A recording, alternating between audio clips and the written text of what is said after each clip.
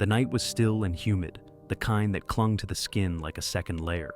Jerome J.T. Taylor had just finished dinner with his granddaughter, dropping her off at her mother's house before heading home.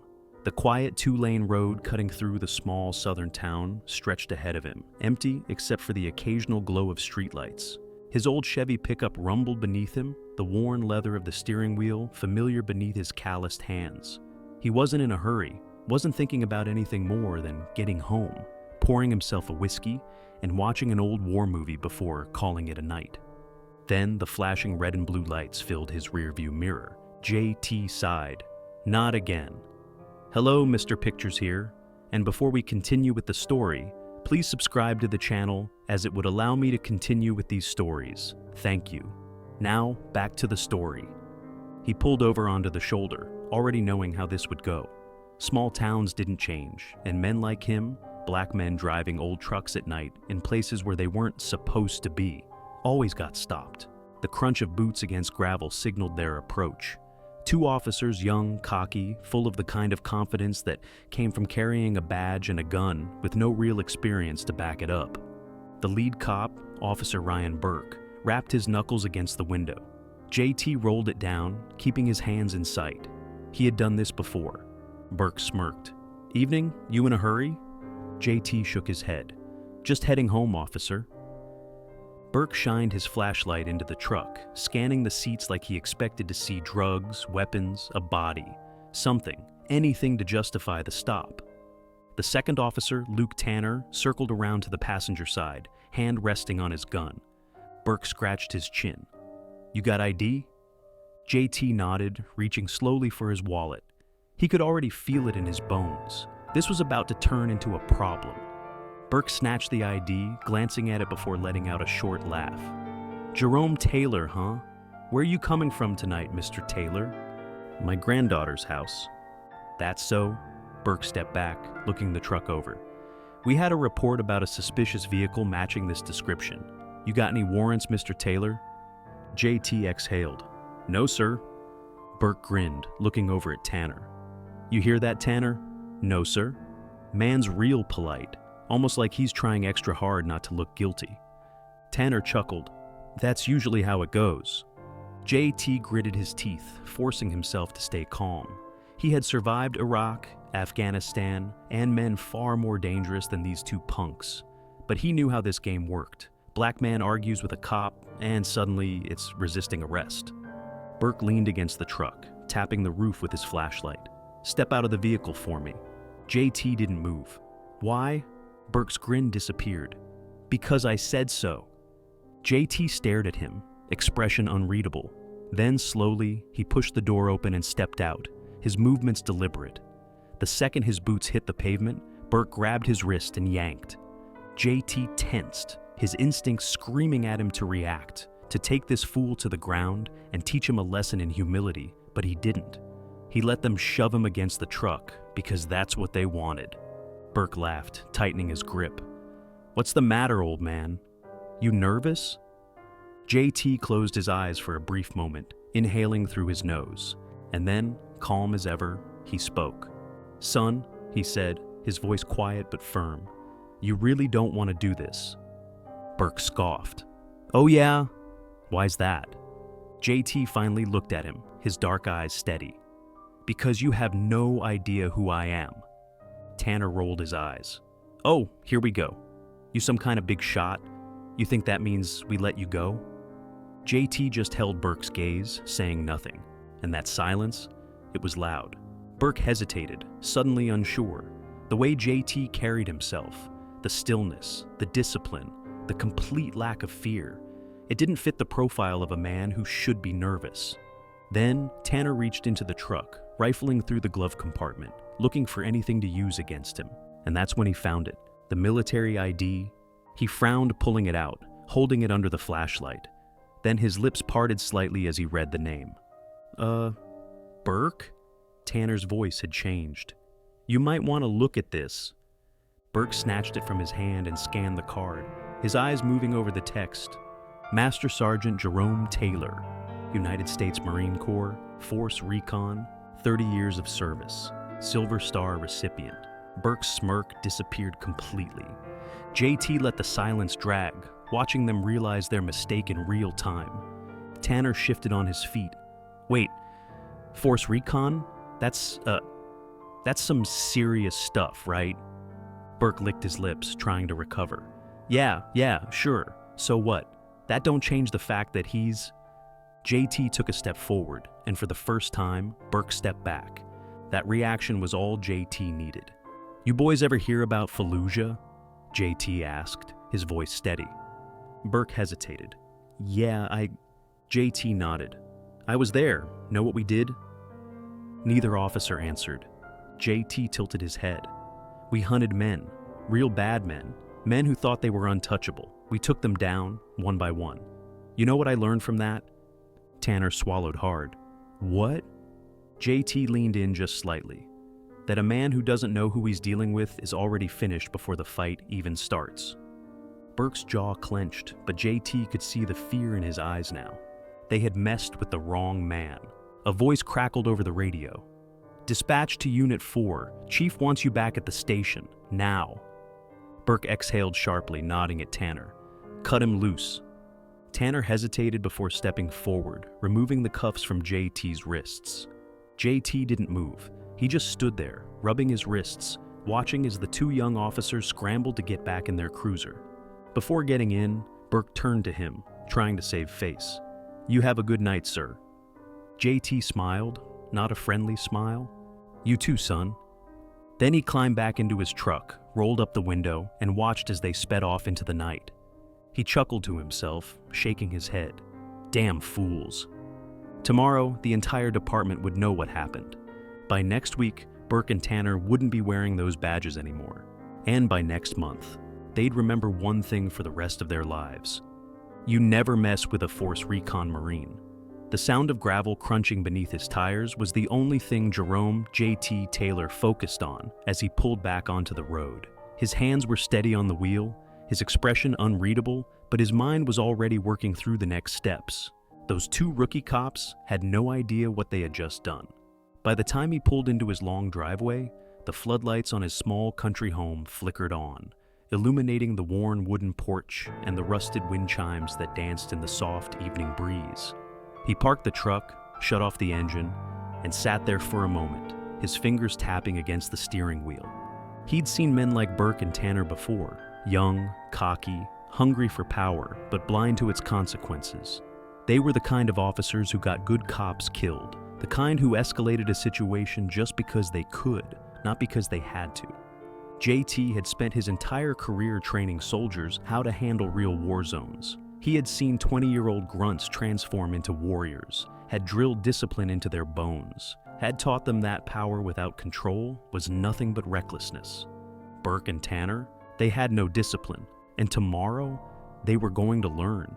JT exhaled, stepping out of the truck. He stretched his shoulders, feeling the familiar ache of old injuries settling in.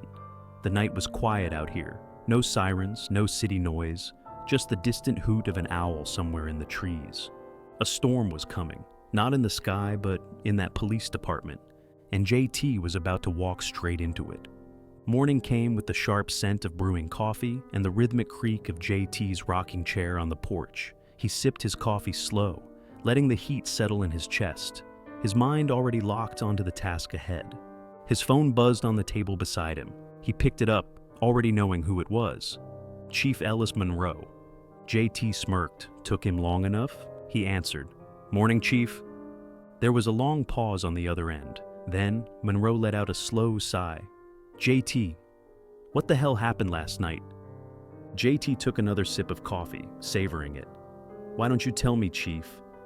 You know damn well what I'm talking about, Monroe grumbled. 2 of my officers pulled you over last night, and this morning, I wake up to about a dozen messages telling me that they might have made a mistake. JT chuckled. Might have? Monroe's voice dropped lower. Damn it, JT, they didn't know who you were. They didn't have to. JT's voice was calm, but the edge was there now. Didn't stop them from throwing me up against my own damn truck, did it? Monroe was silent for a beat. Jesus! JT let the moment stretch before speaking again. I was real calm, Chief. I gave them every chance to walk away from that situation with their dignity intact. But they wanted to test me. You scare them? I let them figure out the math on their own. Monroe sighed again. Burke's daddy is on the town council, you know that? JT smirked. Then I guess Burke's daddy is about to have a real bad day. There was another pause, and then Monroe chuckled. You coming in? Yeah, JT said, standing up from the rocking chair. I think I should. Good, Monroe said, because I've got 2 officers in my office right now who are about to piss themselves. JT hung up and grabbed his keys. The police department was buzzing when JT walked in. The usual casual atmosphere was tense, officers whispering, shifting awkwardly as he strode past them.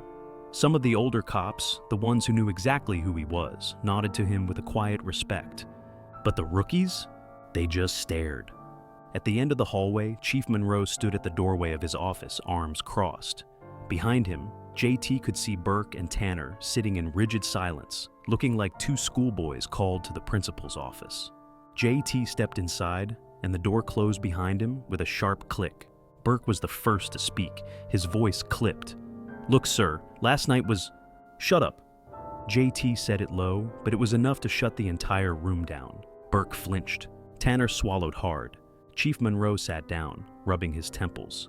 JT, I called you in because... No, JT interrupted. I called myself in because this... He gestured toward the 2 officers. This is a problem. Burke's jaw clenched. We were just doing our job. JT turned his full attention to him, his expression unreadable. What part of your job involves slamming a 60-year-old veteran against his own truck for no reason?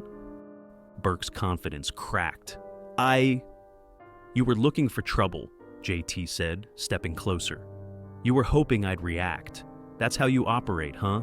You push and you push, waiting for a man to break so you can justify whatever happens next. Burke didn't answer. JT leaned in, his voice dangerously low. Let me tell you something, son. Men like you don't last. You think a badge gives you power? You think a gun makes you the baddest thing walking? I trained real men who go into places you wouldn't survive a single night in. And guess what? Burke didn't breathe. JT smiled, not kindly. They weren't cowards like you. Tanner shifted in his seat, visibly sweating. Sir, You're done talking? JT turned to Monroe. What's happening next? Monroe sighed, rubbing his forehead. Burke, Tanner, you're both suspended pending an investigation. If JT decides to press charges, this is going to be more than just a suspension. Burke's face turned red. You can't be serious. Monroe glared at him. You want to keep your badge? Then shut your damn mouth. Burke clenched his fists but said nothing. JT exhaled, shaking his head. I'm not pressing charges. Monroe blinked. You're not? No, JT said, locking eyes with Burke. Because that's too easy. Suspension is too easy. Burke frowned. Then, what do you want? JT took another step forward until they were nearly nose to nose. I want you in the field, training, working under men who actually know what it means to protect and serve. You're going to spend 6 months learning what real discipline looks like. Burke's face twisted. That's not... You don't get a choice, Monroe said firmly. It's either that, or you hand over your badge. Burke's mouth opened, then closed. He looked at JT and saw a man he would never be able to intimidate. After a long pause, he nodded. Hello, Mr. Pictures here, and before we continue with the story, please subscribe to the channel, as it would allow me to continue with these stories. Thank you. Now, back to the story. JT exhaled. Good. He turned toward the door. Now, let's see if you're worth a damn after 6 months. And with that, he walked out, leaving the weight of his presence behind. The morning air was thick with humidity, as Officer Ryan Burke stood in the middle of a remote training facility miles outside of town, sweat already soaking through his uniform. His jaw was tight, his hands clenched into fists. This was not how he had planned things to go. Instead of patrolling in his squad car, wearing his badge like a shield of power, he was here, standing alongside a group of hand-selected officers, all fresh-faced rookies in a few disciplinary cases, all sent to the same place for one reason: to be remade into men who understood what real authority meant. And the man leading the program, Master Sergeant Jerome J.T. Taylor. Burke hated how his stomach twisted when he saw J.T. step onto the training ground. The older man moved with the kind of confidence that didn't need to be announced, his posture relaxed but controlled. Unlike the officers around him, he wasn't sweating. J.T. walked in front of the group, hands clasped behind his back, eyes scanning over them like a drill instructor inspecting a line of fresh recruits. His gaze landed on Burke, and for a brief second, Burke felt the full weight of it. "This is your chance," J.T. said finally, his voice carrying across the field. Not a punishment, not a slap on the wrist, a chance to learn what it really means to serve and protect. Burke exhaled slowly, keeping his face neutral. He still didn't respect this man, but he knew that pushing back now would only make things worse. J.T. continued, pacing slowly in front of them. "I trained real warriors, men who knew what it meant to fight and bleed for something greater than themselves. I've watched cowards fall apart under pressure, and I've seen true leaders rise from the dirt. What you become in the next 6 months is up to you." Burke felt his chest tighten. This wasn't going to be some basic police training. This was going to be hell. And it started now. The first week was brutal. JT ran them through military-style drills, treating them not as officers but as recruits in need of breaking down before they could be built back up. The days started at 4 a.m., long before the sun had even thought about rising. Burke had never worked like this before. The physical conditioning alone nearly broke him. Miles of running with weighted packs, brutal obstacle courses that left his muscles screaming, hand-to-hand combat training that exposed every flaw in his technique. JT never shouted, never raised his voice, but his presence was enough to keep them moving. "You're slow, Burke," JT remarked during a sparring session one afternoon. "You think swinging a baton makes you tough? You think your gun is what makes you a man?" Burke gritted his teeth as he threw a punch, but JT moved like a ghost, ducking under it with almost lazy ease. A second later, Burke was flat on his back, the wind knocked out of his lungs. JT stood over him, arms crossed. "You're too emotional, too reckless. That's why you'll always lose?" Burke gasped, rolling onto his side. His pride was crumbling, and for the first time, a deep frustration built inside him. Why was this happening? Why was this old man still faster, stronger, and better than him? Burke was young. He was in his prime. He had been a star athlete in high school, a natural in law enforcement training. And yet, every single time he tried to prove himself here, he failed. It was driving him insane. A turning point came in the third week. The group had been given an exercise, a simulated hostage rescue. They had to locate a civilian hidden in the woods and extract them safely while evading hostile threats, represented by JT and a few other seasoned veterans he had brought in. Burke, still fueled by ego and frustration, took charge of the team. "We move fast, cover as much ground as possible," he ordered. "We outnumber them. They can't stop us all."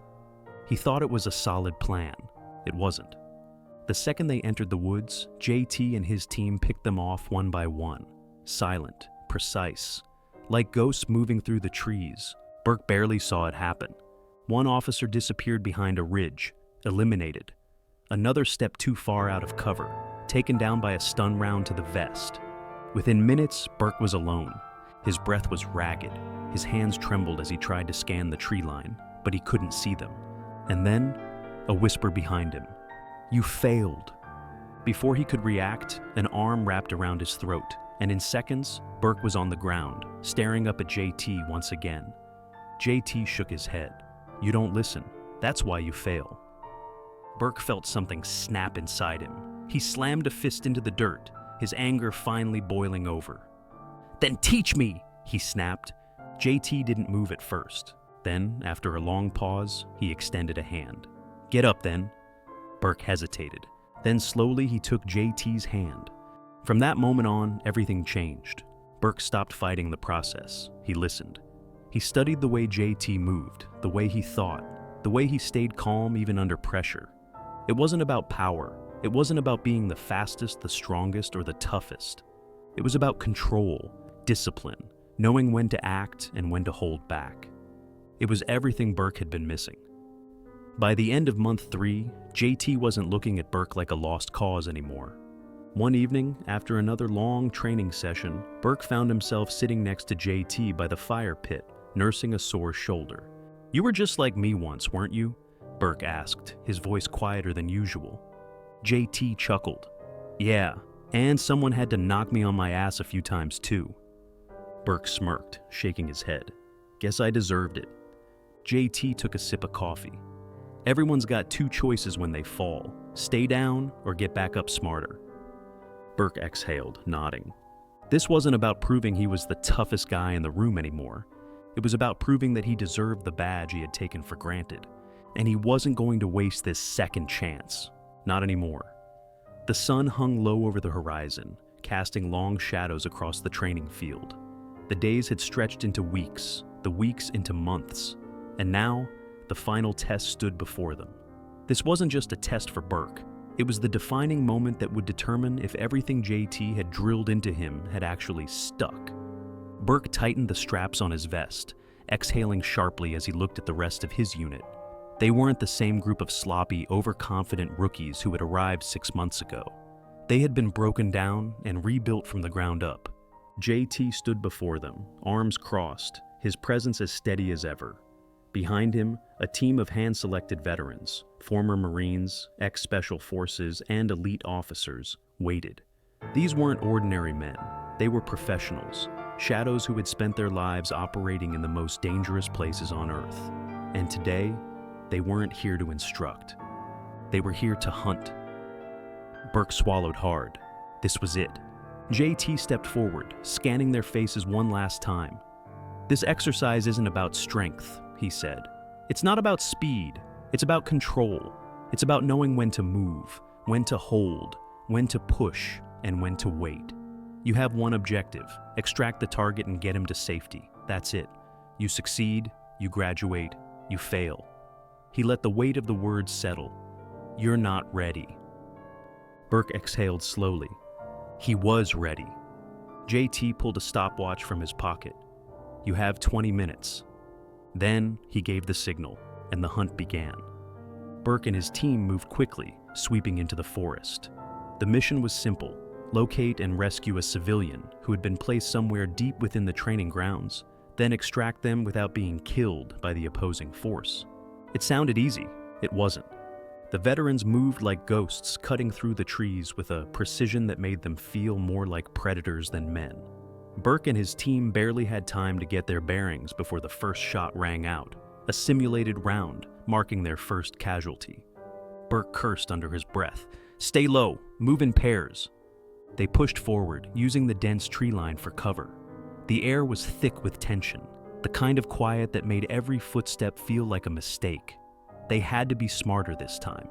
The last time they had tried this months ago, they had failed, miserably. Burke wouldn't let that happen again. His breath was steady as he scanned the environment.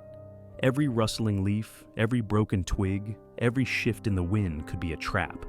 JT had taught him that. "Eyes up," he whispered to his unit. "They're not just waiting, they're watching." The team advanced cautiously, and then they saw him. The civilian they were meant to rescue, a man in a gray hoodie sitting against a fallen log, hands tied in front of him. Too easy. Burke slowed his step. This was a trap. He could feel it. Months ago, he wouldn't have questioned it. He would have rushed in, full of confidence and arrogance, believing that brute force was enough. But that was the old him. The new him? He knew better. "Stay put," he whispered to his men. "Let me check it first." Burke moved carefully, keeping his weapon raised as he approached the man. "You alone?" The civilian nodded rapidly. Yes, please." Burke cut him off. "Why aren't you moving?" The man blinked. "What?" Burke's jaw tightened. "Your hands are tied, but your feet aren't. Why didn't you run?" Silence. Then, movement. A blur of motion from the trees to his left. A figure in full tactical gear lunging out from the shadows, a knife flashing in the dim light. Burke didn't hesitate. He pivoted fast, dropping low, just like JT had taught him. The blade whistled past his ear, but he was already moving, shifting his weight, using the attacker's momentum against him. In one fluid motion, he grabbed the man's wrist, twisted, and drove him face first into the dirt. A split second later, two more figures emerged from the trees. Burke reacted on instinct, rolling away just as a stun round whizzed past his shoulder, barely missing him. "Contact!" he shouted. His team sprang into action, laying down covering fire as Burke pulled the civilian to his feet. "Get up! Move!" They bolted, weaving through the trees, bullets slicing through the air behind them. The veterans were relentless, pushing them, testing them, making them prove that they had actually learned something. Burke's lungs burned as they sprinted toward the extraction point. His mind raced, calculating, adjusting, adapting. He was in control. They weren't running. They were moving with purpose. And then, the final obstacle. JT stood in the clearing, arms crossed, watching as they approached. Behind him, a final squad of veterans blocked the exit. This was it. Burke gritted his teeth. "We push through." His team didn't hesitate. They moved like a unit, working together, covering each other. They used strategy instead of brute force, patience instead of panic.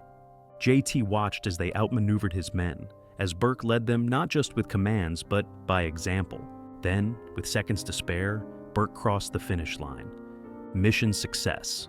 He bent over, hands on his knees, exhausted but victorious. JT smirked. "Not bad." Burke exhaled sharply. "That a compliment?" JT chuckled. "Let's just say, you're finally getting it." Burke met his gaze, and for the first time, he felt something he hadn't before. Respect. Not just for JT, but for himself. He had come in thinking he knew everything. Now, he understood that real power came from discipline, from control, from knowing when to fight and when to hold back. And he was finally ready to be the kind of officer he was supposed to be. The kind of officer JT had spent his life training men to become. JT clapped him on the shoulder. "You passed." Burke let out a breath he hadn't realized he was holding. "Good," he said, "because I'm just getting started." JT nodded. "Then let's see what you do with it." And with that, Burke walked forward, not as the man he used to be, but as the man he had fought to become. Burke stood outside the precinct, staring up at the building he once walked into, with his chest puffed out and an ego twice the size of his badge. It looked different now, not because anything had changed, but because he had. 6 months of training under Master Sergeant Jerome Taylor had stripped him down to his core, tearing away the arrogance, the entitlement, and the reckless confidence that had once fueled his every move. He had been forced to relearn everything he thought he knew about power, control, and what it really meant to wear a badge. Now, it was time to prove it. Taking a deep breath, he pushed open the door and stepped inside. The precinct was alive with the usual chaos of the job. Officers rushing between desks, dispatch radios buzzing, the sharp clatter of keyboards and ringing phones filling the air.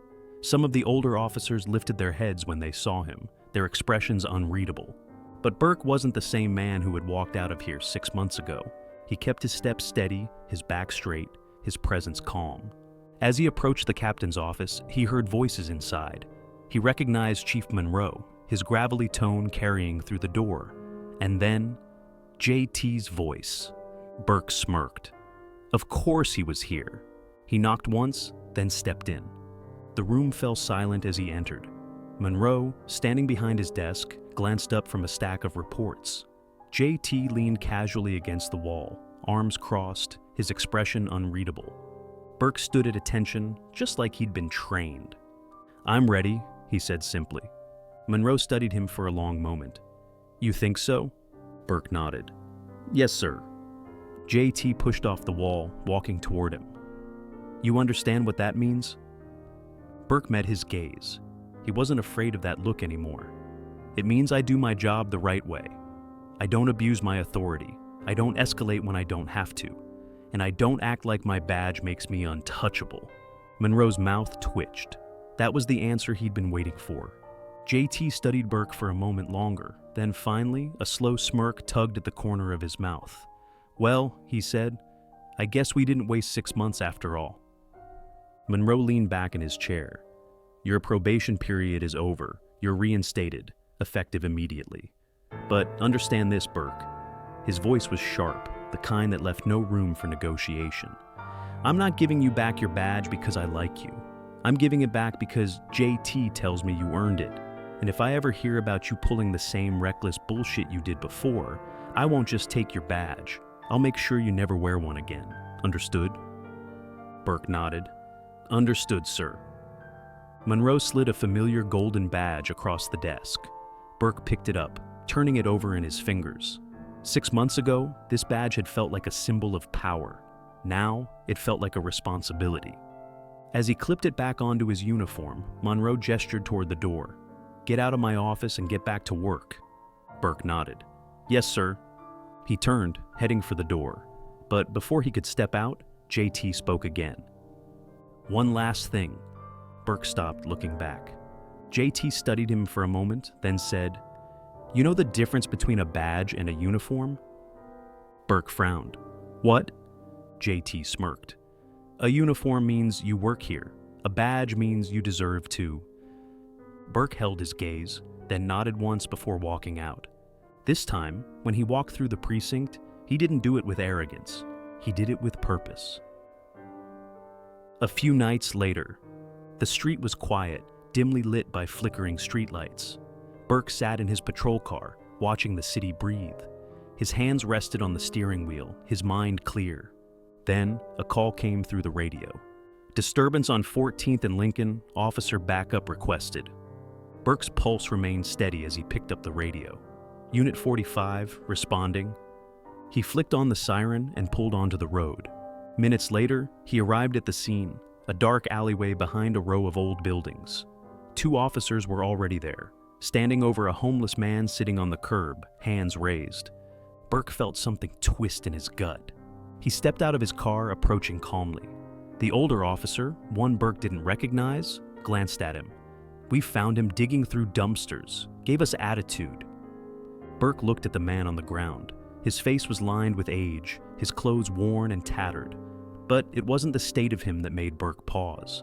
It was the patch on his jacket, a military insignia. Burke's jaw clenched. He knew exactly what he was looking at.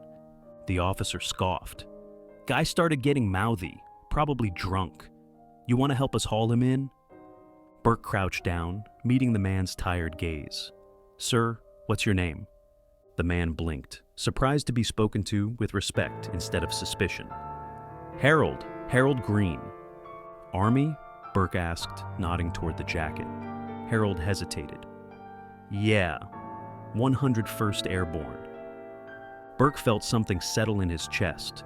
6 months ago, he wouldn't have cared. He would have seen just another homeless guy, just another call, just another problem to deal with. But now he saw a man who had served his country and was being treated like nothing. He stood up, turning to the other officers. "He's not a threat. Let him go." The older officer frowned. "We can't just—" "Let him go." Burke's voice was firm, leaving no room for argument. The officer hesitated, then finally sighed. "Whatever, man. Your call." Burke turned back to Harold. "You got somewhere to go?" Harold shrugged. "Nowhere that matters." Burke exhaled, pulling a $20 bill from his wallet.